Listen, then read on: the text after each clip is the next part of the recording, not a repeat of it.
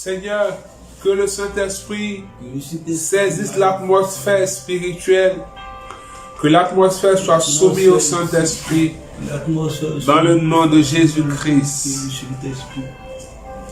Et que ta grâce se manifeste. Merci Seigneur. J'ai besoin de toi, Saint-Esprit. Viens parler à mon cœur, viens parler à tes enfants. Viens parler à ton serviteur. Dans le nom de Jésus-Christ de Nazareth, je te soumets mes pensées et mon cœur. Que toute chose te soit soumise. Dans le nom de Jésus-Christ de Nazareth. Marie, notre Mère, nous avons besoin de ton assistance et de ta présence. Obtiens de Jésus la présence du Saint-Esprit à profusion. Je vous salue Marie, pleine de grâce. Le Seigneur est avec vous. Vous êtes bénie entre toutes les femmes. Et Jésus, le fruit de vos entrailles, est béni. Sainte Marie, Mère de Dieu, priez pour nous, pauvres pécheurs, maintenant et à l'heure de notre mort. Gloire au Père, au Fils et au Saint-Esprit, comme l'était au commencement, maintenant et toujours, dans les siècles des siècles. Amen. Amen. Amen. Alors je bénis Dieu pour nos vies. Merci pour votre présence. Nous sommes au dernier jour de notre cheminement. Amen. Et c'est un jour pour moi très important. Et je veux partager avec vous ce que le Seigneur m'a fait la grâce de recevoir et d'avoir à cœur. Je veux vraiment vous prier et vous supplier. Il ne faudrait pas que la prière soit comme un talisman ou la prière soit comme une potion magique pour vous. Non, frères et sœurs, ce n'est pas ce que le Seigneur veut. Au contraire, en ce soir, le Seigneur voudrait que sa parole soit une lampe à nos pieds et une lumière sur nos sentiers. Qu'est-ce que je veux nous dire? Vous savez, on peut prier, on peut proclamer, on peut commander, on peut ordonner, mais nos attitudes, on peut même déclarer, mais nos attitudes, nos actions et nos comportements peuvent annuler l'effet de nos prières et l'exaucement de nos prières. Parce que la prière, sans avoir l'attitude de l'exaucement, ça crée un déphasage. Est-ce qu'il y a des gabaonites dans le coin? Amen. Est-ce que quelqu'un a déjà vu Dieu à l'œuvre dans sa vie? Amen. Est-ce qu'il y a des gabaonites avec nous? Amen. Rabashadabakora Sakarababa Remamamama Yonaba Shentibiribiri. Alors nous prenons nos Bibles.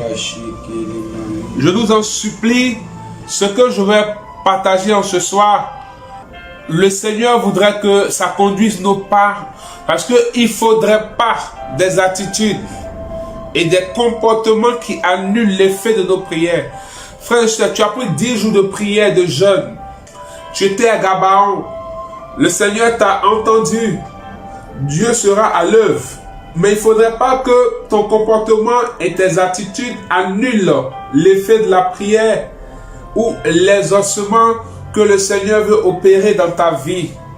Alors, il est important de comprendre ce message. Parce que le royaume des cieux est un royaume de principes et de clés. Alléluia. Amen. Alors nous prenons nos Bibles. Le thème de ce soir est vivre selon les standards divins. Vivre selon les standards divins. C'est le thème de ce soir. Vivre selon les standards divins.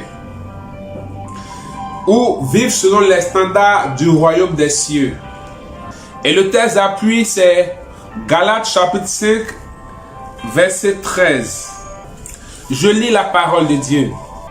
Frères, vous avez été appelés à la liberté.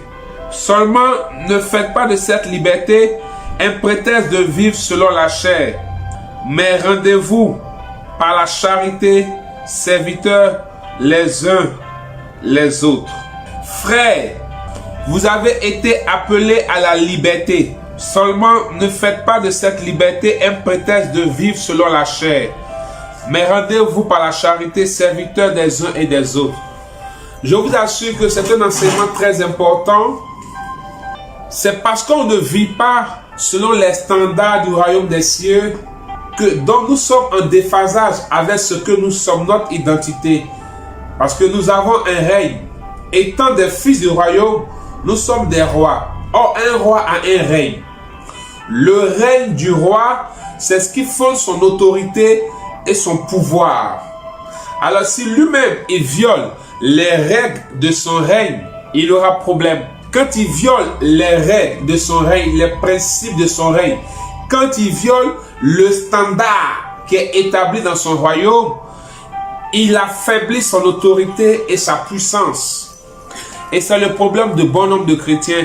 Pas parce que le Seigneur ne veut pas agir, ne veut pas opérer, mais parce que tout simplement nous ne vivons pas selon le standard divin, selon le projet de Dieu pour nous, selon les lois du royaume des cieux.